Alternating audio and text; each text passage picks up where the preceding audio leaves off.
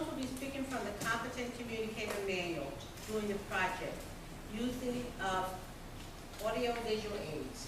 He will be speaking for 5 to 7 minutes on a topic he has first-hand knowledge about.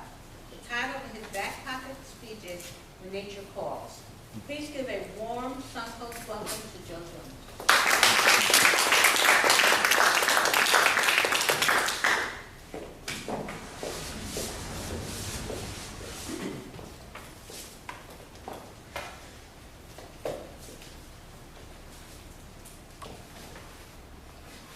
I could hear the drip, drip, drip, drip, and it was driving me nuts. So like a bloodhound on a scent, I walked through my house trying to find where that drip was coming from. And I found it in the shower of my bathroom. I could hear it hitting the sheetrock right above where the shower is. Drip, drip, drip. And I knew I had a leak, and I knew I had to do something about it. So the next day, when it stopped raining, I got on my ladder and I climbed on top of my house to try to inspect the area where the drip was coming from. Now, what you're about to see is the roof of my house. And you can see where there's some wood that has rotted along here. And in this area right here, leaves gather over time and they ended up rotting the plywood underneath the shingles. But I didn't know that.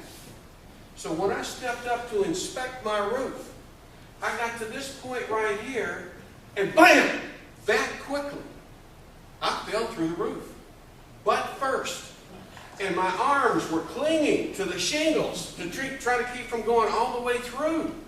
And I was scraping like this, and my legs were up in the air, draped across a 120-volt power cable. And I managed to get my legs down, thank God for yoga. Got my legs down, and at that point, I lost my grip and fell through into the shower in my bathroom. What are the odds that I would land on my feet? Thank you.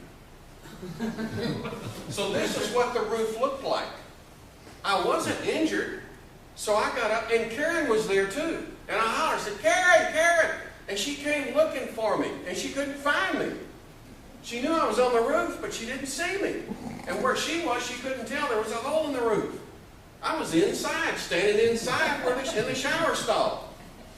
So I fell in between the rafters too. What are the odds of that happening? Usually you'll catch one or something. I mean, right between them, completely through the roof and through the ceiling in my bathroom. Now, this is a close-up view. That's actually where I fell through the roof. Now, this is another picture, and I want you to notice, I said it was over my bathroom. That is the commode in my bathroom. And this is the shower stall right here. So I'm taking this picture to show you you'll understand in a minute why I'm showing you this picture. But that was a close-up view of what it looked like. Now, how many people do you know would do something like this and then get up there and take pictures of their own stupidity? You're looking at one. So that's what it looked like from the roof after the accident happened. Now, inside, this is on the floor of the shower. The hole in the ceiling is up here, so there was quite a bit of litter on the floor of the shower. All right? And if you were down on the floor looking up, that's what you saw. This is the ceiling in my shower. This is the roof of my house, and that's where I fell through.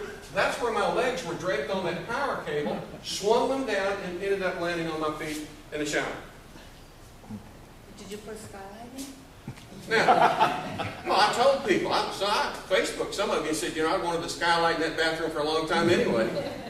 Well, I had one. It wasn't by design. And so that's what it looked like. Now, I want you to remember this image for a minute. Just remember this image and the edges here. So the next day, I'm up in the morning, and I have a routine. I express my gratitude, I listen to some relaxing music, and I drink at least 1 or 2 cups of coffee.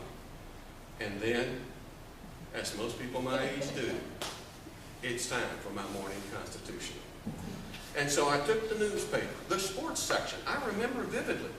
And I walk in to my bathroom, sit down on the commode with my newspaper, and for some reason, I happen to glance up at this hole that's about 6 feet away. And this is what I saw.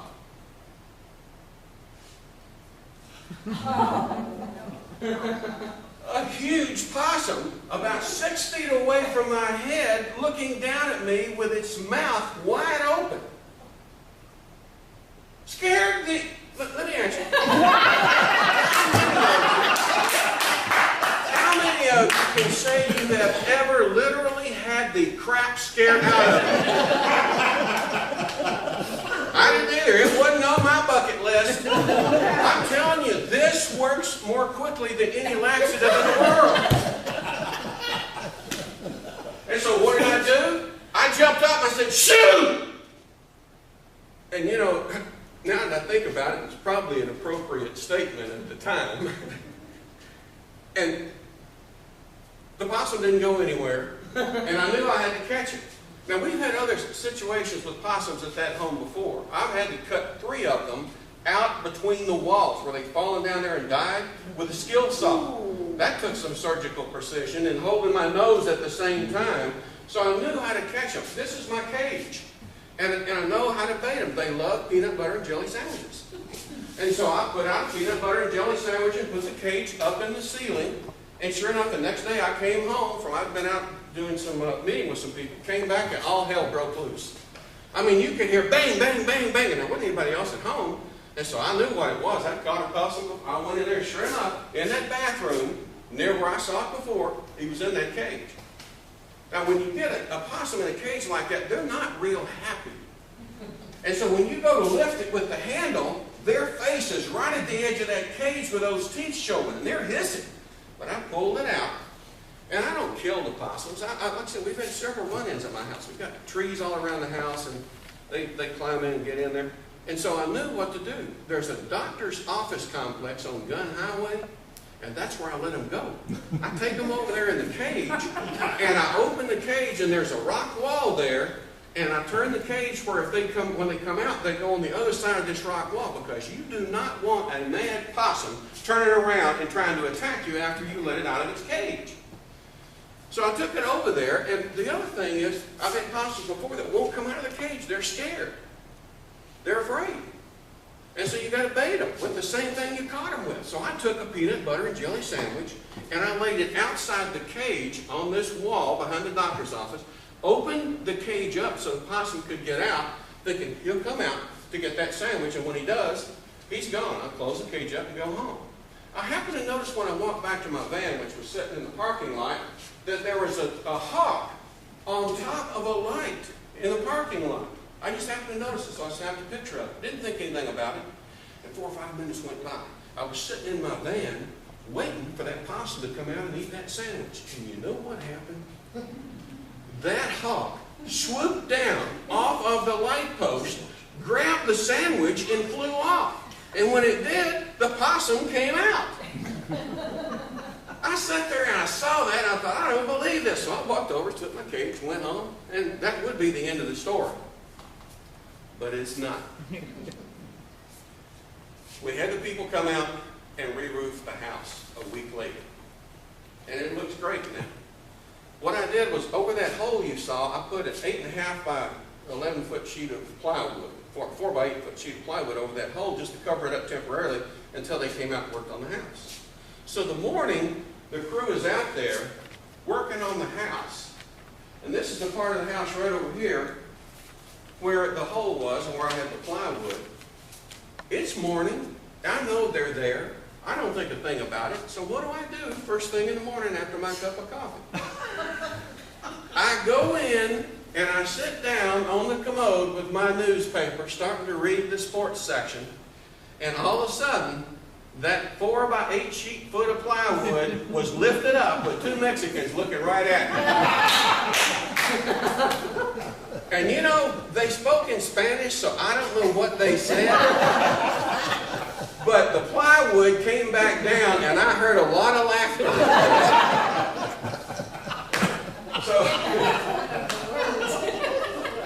So if you're wondering what the moral of this whole story is, You never know what'll happen when nature calls.